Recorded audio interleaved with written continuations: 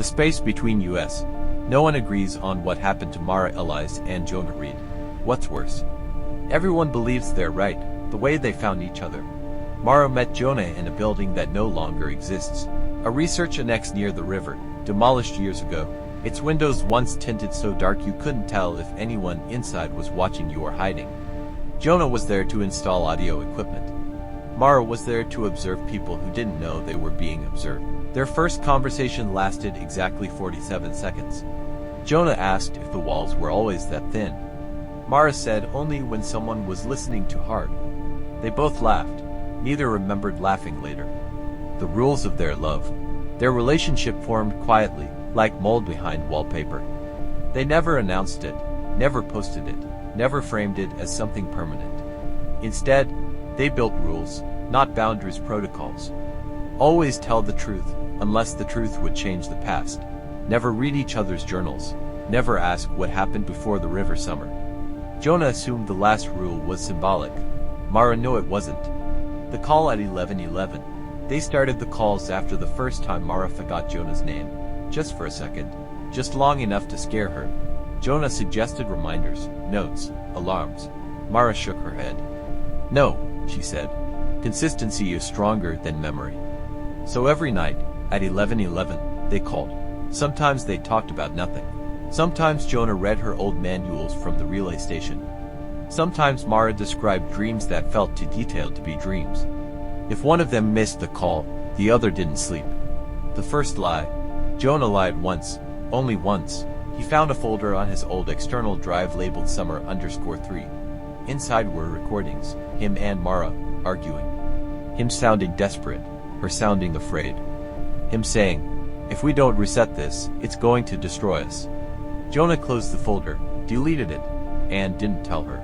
The radio that remembered. The relay station was ancient. Its backup system still used physical tape immune to most modern interference. That's why Jonah trusted it. That's why it terrified him. At 2:34 a.m. he heard breathing, not static, breathing. Then Mara's voice, older, calmer, precise. I think this version of you believes he's innocent. Jonah dropped the headphones. The tape label read, play only if you forget, the way Mara looked at him. After the tape, Mara started studying Jonah the way she once studied strangers.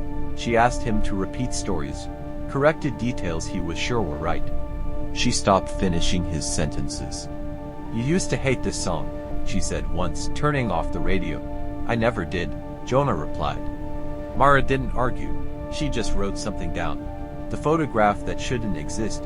The photograph arrived by mail. No return address. To people by a lake. Jonah recognized his jacket.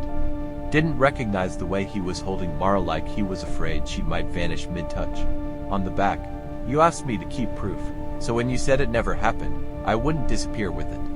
Midpoint the cabin, Mara finally broke the third rule. They drove north. Jonah felt sick the closer they got. The cabin was exactly where it had always been. Exactly where Jonah insisted it had never been. Inside were notebooks, consent forms, timers, and a locked drawer. Mara opened it. Inside, Jonah's handwriting, repeated dozens of times. Erase me before I erase her. That was the moment Jonah realized something unbearable. He didn't know which version of himself he was. Who asked for the reset? Mara remembered the first reset. Jonah didn't. Mara said Jonah begged for it. Jonah said Mara was afraid of feeling too much. Both had recordings. Both sounded sincere. Both sounded terrified. You were crying, Mara said. You always cry before you forget. Jonah said nothing. Because he couldn't remember ever crying. The second summer wasn't planned. It happened when Jonah started remembering future conversations. Answering questions before Mara asked them. Finishing arguments before they began. You're doing it again, Mara whispered. Doing what? Deciding for both of us. The night everything split. October 14th. The Quarry Road. The argument had no sound on camera, but Mara's phone recorded everything. You promised this was the last time, she said. I promised we'd survive, Jonah replied. At 11:11 p.m. the call auto-dialed. Connected, disconnected. Duration, 0 seconds. The tape that changed. When police found the tape, it was different. Now Jonah was speaking. I thought forgetting was mercy, he said. I didn't realize it only spared me. Then breathing. Then a whisper, are you still there? Jonah's confession.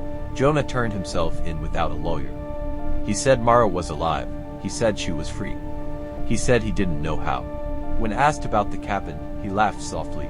I think I burned it down. They told him it burned after his arrest. Jonah stopped smiling. Mara's final note. Hidden behind a false wall in her studio. If he remembers this, it means I failed. If he doesn't, it means I succeeded. Either way, he will believe he loved me. What really happened? Mara was never found. Jonah walks free. The calls still happen. Every night. 11:11. Sometimes the relay station records breathing. Sometimes two voices, sometimes silence. And no one can agree. Did Jonah erase the woman he loved to save himself? Or did Mara disappear so Jonah could finally live without destroying her again? Or is this just the last version of a story that has already ended? More times than either of them can remember.